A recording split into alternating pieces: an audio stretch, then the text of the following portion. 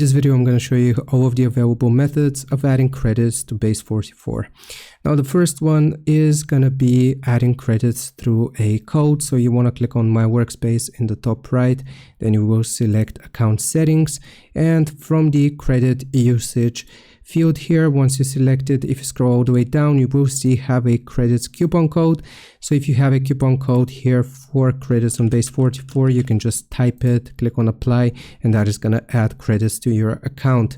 Now, the second method is going to be referring friends. If you click on this present icon, it is going to display your code, and if people sign up using your referral code, then you will get 10 credits once they sign up, and then you will get 10 credits once they publish their first app. So this essentially is going to be like 100 free credits.